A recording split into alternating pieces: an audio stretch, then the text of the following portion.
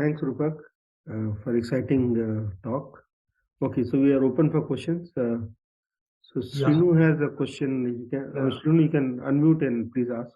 Yeah, local turbulence which reduces the heat per unit area. You said that we create local turbulence which reduces heat per unit area. So how does this work? Srinu, you can clarify your question. No, this is fine. I think I got it. Okay. So the plasma is coming out from this yellow surface. It's the magnetic field that we're confined, and the plasma is coming out from there. Because even though it's confined, there can be some issues. So the plasma that is coming out, that effect, the magnet, that follows the magnetic field line, the plasma. And the magnetic field line starts from here and ends here, or like depending on the diverter structure. So the leaked plasma basically follows the magnetic field line, and wherever the magnetic field lines have originated, it follows and falls only at that region. Now, if the magnetic field line, we need to create more turbulence so that it actually go further in this magnetic field line region. So in this coordinate, you can see the blobs are more or less here. So these plasma blobs, when they will, if I go to this picture, the plasma is more confined here. When it will come down following the magnetic field line like this, it gets more depleted here in this region. And the value, the amount of plasma that is, well, at this typical time, there is almost nothing. You see it's almost roughly like blue. But this is a time average profile. So effectively the plasma, some blobs that go here, so that falls here. So we need to, if it is more turbulent, if we can make like a smaller blobs, the different blobs have different velocities. So we know which kind of blob we need to create. So if we can exactly create those typical kind of blobs, which will propagate further in this direction, more, if we can increase the number of those kind of blobs, which will propagate more in this direction, then what will happen? That the blobs are basically contain a lot of heat. There's the plasma blobs. So we don't want a lot of plasma blobs to be gathered here. So this is the diverter region. And we want more plasma blobs here so that this profile gets up and this thing gets down. So we need a somewhat like a flat profile like this. Or like some. It will not be exactly flat, but the more flat it is, the better it is. So that's it. Does that answer your question, or you have something else in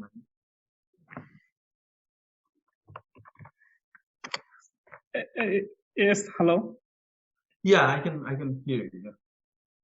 Yeah. Yes, I got the answer. That is fine. So, and I have one more question, which is about there is a structure. You said that we can engineer the structure so that magnetic field distribution or something we can engineer so that which can also reduce that plasma leakage or something. What's about that kind of idea?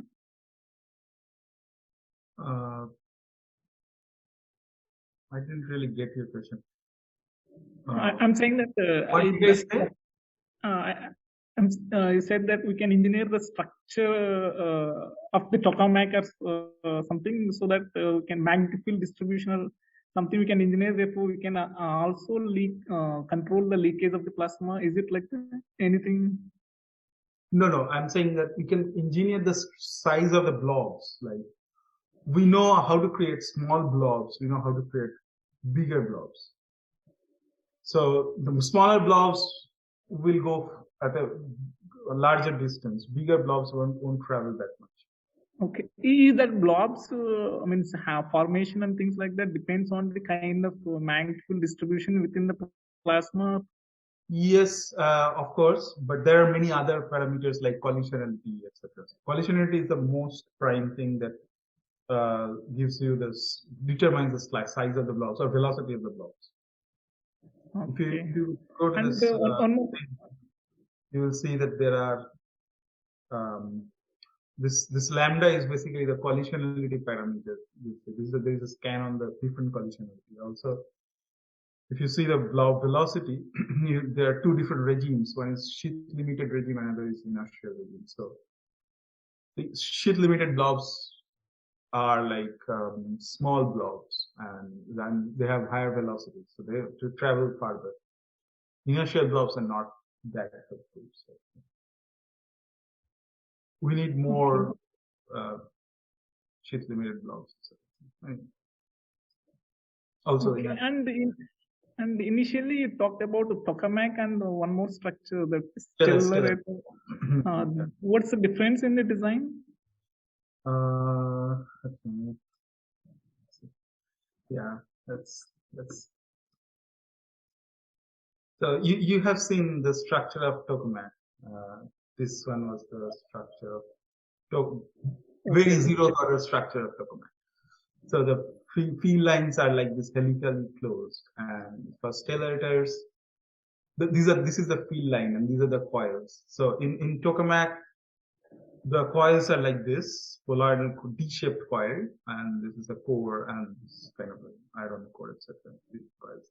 Here, the coils are pretty much complicated, and it does not have a central solenoid. So it's basically current free, but the research is still ongoing to create this surface, how to make even better surface, etc.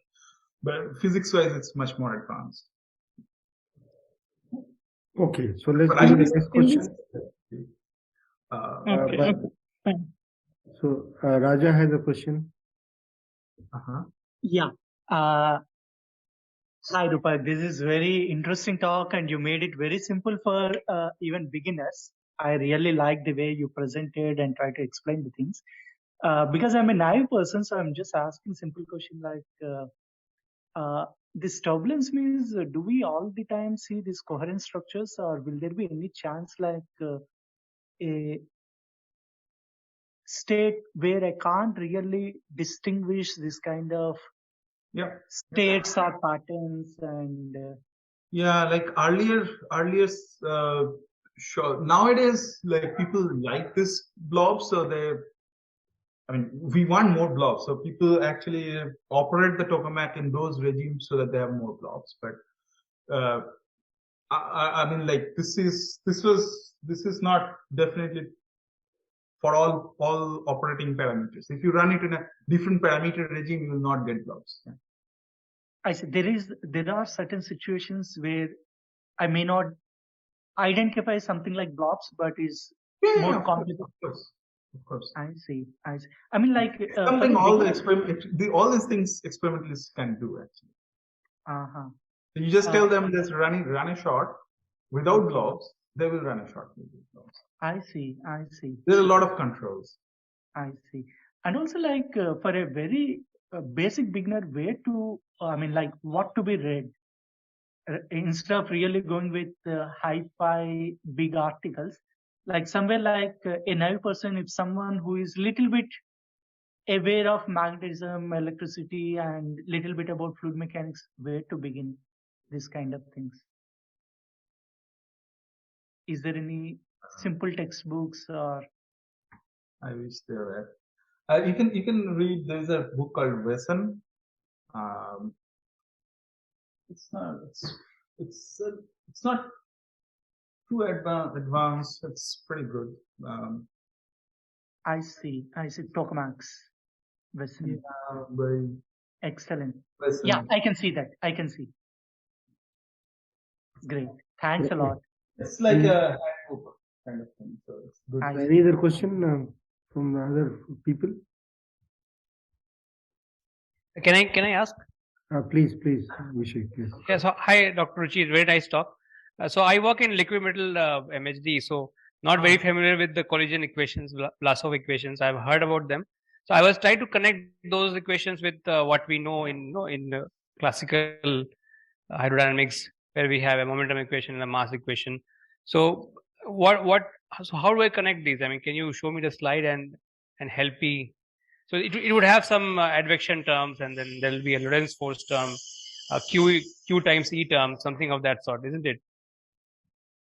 Right. So Right. So here you have an extra velocity space. That's it. Okay. So I Okay, guess the so third, when- the third term on the LHS is the electromagnetic term. I got the question. So I worked in MHD first earlier, so I can understand the problem. Okay, so when we are doing MHD, we are doing one assumption. Mhm. At every, so if you do simulation or like whatever, at every point in simulation we have grids. So at Right. every grid points, do you do simulation or experiments? Simulations, yeah. Oh, great. Then I can explain better. So if you have a simulation grid, at every grid point, we assume we have a Maxwellian. Yeah. And that's an assumption. It's not true everywhere. So you may not have a Maxwellian at that point. You can have a kappa, or you can have nothing. I mean, you can have just random, some other. The Maxwellian can have different temperature in fluid also. In fluid or MHD, you can have different temperature at different grid location. That's fine. So you have the width of the Maxwellian is very different. But you are assuming something fundamentally that it's a Maxwellian. When we are doing a full Vlasov simulation, we do not do this assumption. And cases where we have a huge, like very huge turbulent things, then this assumption, especially for plasmas, break down. So, for example, the simplest example can be Landau damping. Okay. In MHD, you cannot simulate a Landau damping phenomena. But if you do a full Vlasov stuff, you can simulate cases like phenomena like Landau damping. Okay, I can just make another comment, add to what Rupak said. Continuum approximation may not work, no, when the collisions are not frequent. Correct. Yeah. Then you need to go to particles. Right. So it's a Lagrangian way of describing it. Yeah, that I get. Not Lagrangian. Lagrangian is for particles. Well, it's not necessary. Lagrangian also you assume continuum approximation. Lagrangian is not. You're not doing particle. So here is a full 6-dimensional space, 6 n-dimensional space. Right. Position and momentum for each particle, and then for n number of particles. Okay. But of course, you can't do 6n. Then you make a distribution function, which is density function. So that is the F function. F function. So it is a 6-dimensional space where is a density of particles with that position and momentum. Right, Rupak? I mean, that's how. Yes, absolutely.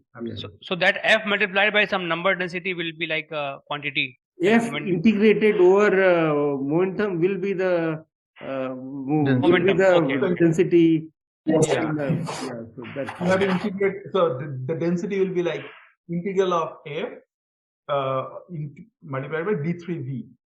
So v is the velocity. So all 3 is basically all the 3 dimensions. So integral of f d3v over the whole space will give you the density. So I have one. So I have one quick question. Go ahead.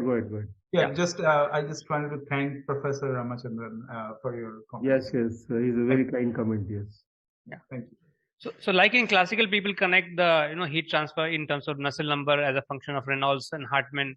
So that kind of correlations must have been proposed for this kind of simulations as well. Like, have you gone into that? Because if you have some scaling laws and some correlations, perhaps it's maybe it helps us to extrapolate in some other parameter regimes which may not be possible to simulate. The issue is like there are a few fundamental issues. One is this is not a homogeneous system. That's right. Okay. This is not an isotropic system. Okay. Also, there is a source at one end. So when we make scaling laws and all this stuff, there we have some like fundamental assumptions. I know you are probably trying to connect it up with Kolmogorov alpha. So we can have some. So magnetic field can have some anisotropy. So in the presence of that, also one can have some correlations. In presence of magnetic field, we have a lot of theories like Goldrich and Sridhar and lot of other things. So we have some scaling on all this stuff. Okay. But in this specific problem where we have where it is typical geometry, it's very much geometry dependent, right? and you have finite field structure, and you have like some different boundary conditions where you have a source at one end. The source is like, it's not everywhere. It's like, and we do not have essentially, when I said isotropy and homogeneity, it's not in the sense of just because of the magnetic field. We have Right. It's the curve like this. Yeah. So you have effectively you have a centrifugal force also, right, for the plasma, because it's, even though the movies that I've shown is just a cube, effectively it's this kind of thing, and in the simulation we actually take consideration on of this curvature effect and everything. So Okay. these are already there. Okay, thanks. Before going for any scaling and all this stuff, so you have to be careful. Yeah. Okay. So now I think it's my turn to ask few questions. So Sure. what is the kind of, okay, we can kind of define Reynolds number. What's Sorry, the Reynolds number? Reynolds number kind of thing for this flow. UL by nu, or I mean, of course, we may not know the kinematic viscosity, but is there how do I quantify turbulence in this systems? Oh yes, so I skipped the slide. Let me for quantification of the turbulence we have. Sorry. Yeah, you can measure the RMS fluctuations. Okay. And from there you can measure the skewness. You can measure the kurtosis. I see. And this is the excess kurtosis. So if we would have pure Maxwellian, it would have been 0, right? Excess. And I did subtracted 3 for the Gaussian. So like in this region you have 0, but for different kind of density and temperature, etc. This is the radius. So if you go radially in the outward direction, you have more kurtosis, more excess kurtosis. But is there something like Reynolds number corresponding to Reynolds number, or you can make some kind of estimate of U? Well, viscosity may be a problem. So non-linear term divided by linear term. Is there something like that in this? Oh, right. Yes. So it's like how important is the full F simulation compared to the delta? Quantitatively, yeah, like